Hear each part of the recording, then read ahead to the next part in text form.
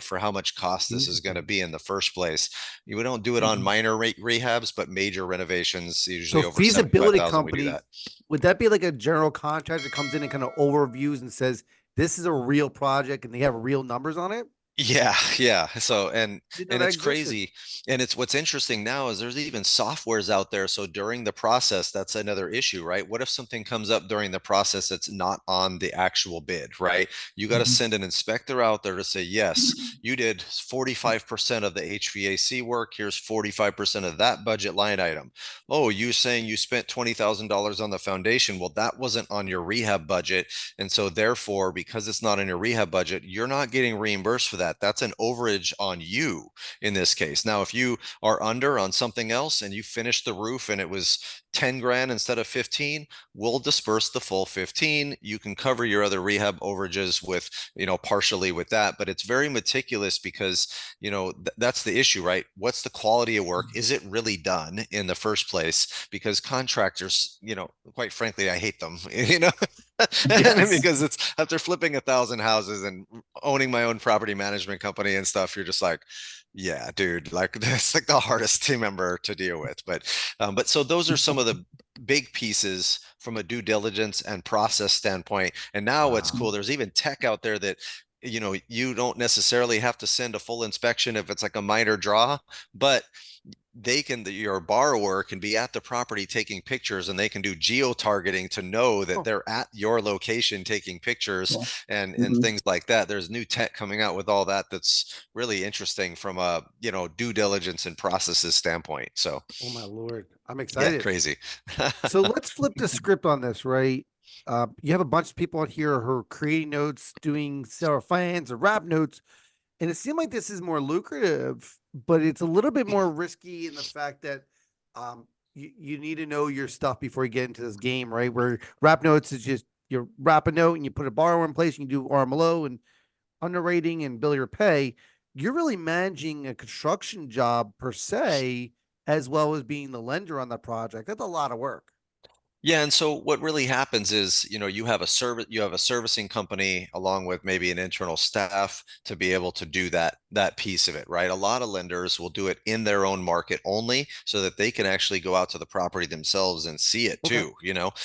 as well. But in reality, we have servicing companies, and we also have our internal servicing staff that does the internal reviews of the construction jobs, and then you're just sending out vendors for each draw. And usually there might be 3 draws in 12 months, and you charge a fee for that, right? And it covers that fee covers your team, covers and the servicing, all that kind of stuff is basically handled through that fee structure. Maybe it's 275 bucks a draw or something, and you got to pay the inspector to go out there and then your team to do a review, right? So you're just talking about Mhm. labor hours that you can do that. And there's different risks with this type of business. In my eyes, you could do it on your own and use your own money and make 12% on your money or 10% on Yeah. your money to quality operators. If you're going to scale it, then of course you need to be able to have private investor capital to be able to make interest rate spreads. And you got to make enough to counterbalance the downside risk if something is to happen. We have funds that we utilize, and we use a lot of private investors capital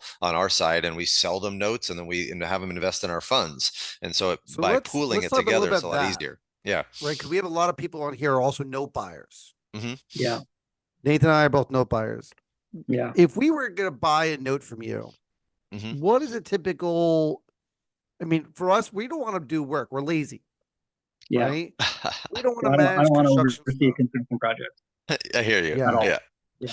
What would a process be? And what kind of rate are you creating these notes at?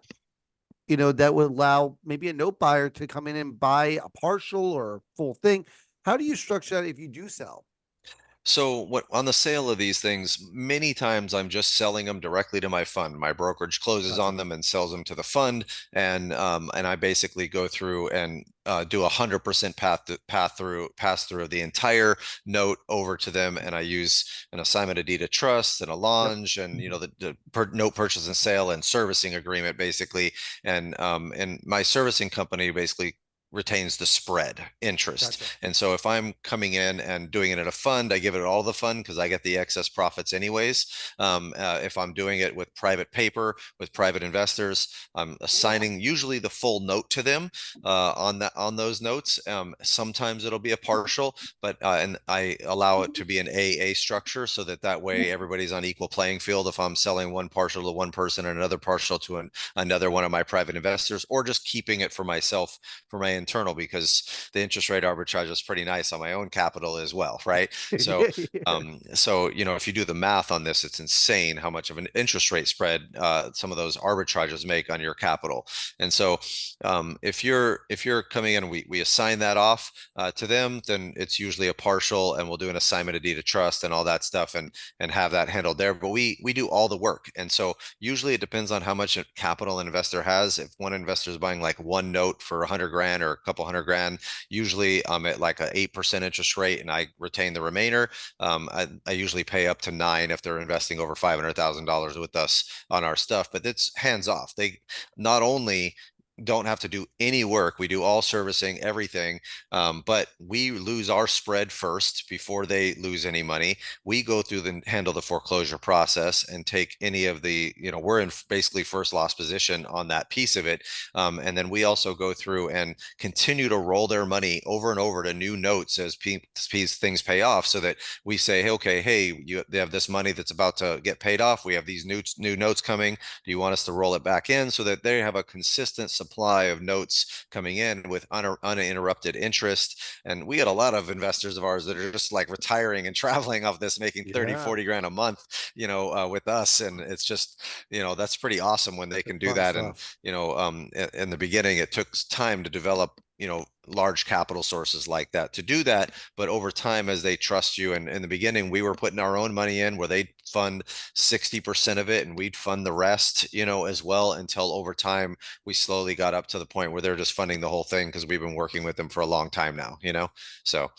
We do have a shout out from Marco Barrios that he was actually bought his first note from you.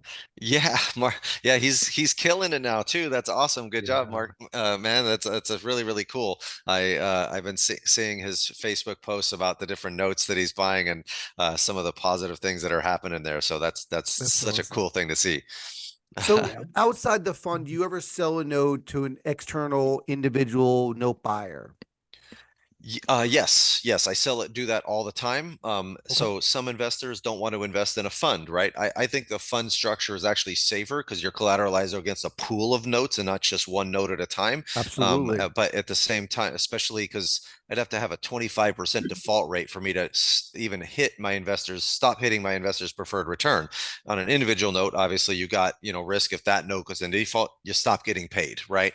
And so, but we do this in pools with some of my other private investors or on individual basis, but I usually sell one note at a time, and I'm not usually hypothecating that, structure.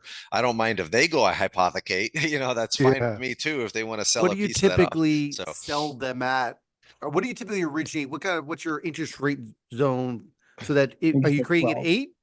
I'm usually creating notes in between I'd say 11 and a half and 12, and then selling them off anywhere between 8 and 9 to my private investors is usually what's happening. And so I'm making that arbitrage. And keep in mind, in my fund, for example, I have to keep those funds invested. So if you're thinking about investing and starting a fund out there, yes, it's a great strategy. So you don't have so much paperwork and back and forth with investors and stuff.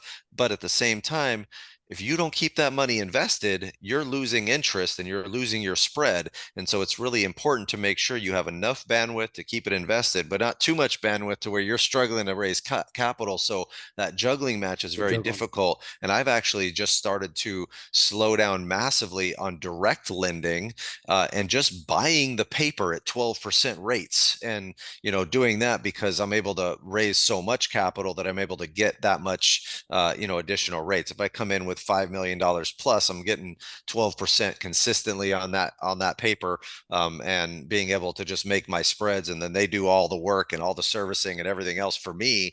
But I'm Yep. still doing that checks and balances and actually helping those companies because I want them to be successful, and I see where I lost money, and I want to make sure they have the same risk mitigation So you're practices in buying place. someone else's originated paper in that situation. Right, but and usually it's strategic relationships with other big funds and stuff like that, because they want to just recapitalize. Their goal is recapitalize, do more, recapitalize, and get to a bigger scale, right? But then as at that scale occurs, then quality control can be lost, and so that's when I make sure that I come in and really focus on their processes and procedures and underwriting every file before I buy it myself as well, you know. So and that's the key. And even if you're lending to homeowners, you know, I find lending to homeowners is a little bit more risky from the standpoint that sometimes it's hard to get inside that house and know what the heck the preventative maintenance are, you know, maybe you don't get complete files sometimes, you know, all these types of issues that what if they don't really own that note? I mean, anybody can fabricate a note, you know what I mean? And, Yes. and so like, you know, understanding who you're dealing with and getting true backup and documentation on the due diligence side on buying the paper. But I love that side, because if you can go through and buy a partial of a note of 5 years of a 30-year note and get the full payment, and you can make 30-40% returns on your money. It's insane if you get the right structure there, you know. So So we had a Very couple interesting. questions. One person asked, how do you access the notes you have for sale? I would recommend there's a form in the post. Feel free to fill a form out. You're going to get Matt's information, his email address, everything else. Do that, and you'll get his information. You reach out to him directly. And then we also had a question. So you're essentially making a 3-4% spread on $4 to $5 million at any one time, because you're borrowing at 8%, and you're making 12. You're making 4 or 5% constantly. I have 35 million lent out right now, and my goal is to get to 100 million. And it's hard to get to 100 million when you're direct originating to the public versus buying debt. Buying debt makes it all easier. And I found That's even what a we couple do, of right? yeah, you know, yeah, and You even know? even buying Yes. even the origination fees that we get and the loan fees that we get for the origination, you're talking about half of the loans that come in the pipeline don't close because of one reason or another. They fall out of contract, rehab's too much, they don't have enough money. There's a million reasons, right? Or they're lying and fabricating their documentation, which happened before, you know. I'm like, at Yeah. least be good at PowerPoint and have the right you know, or Adobe, you know, Acrobat, and being able to actually make the font the same if you're going to fake your proof of funds, you know? So, Yeah. but, you know, all those things are so much work. And then having to do the servicing on the back end too, it's so much work. It's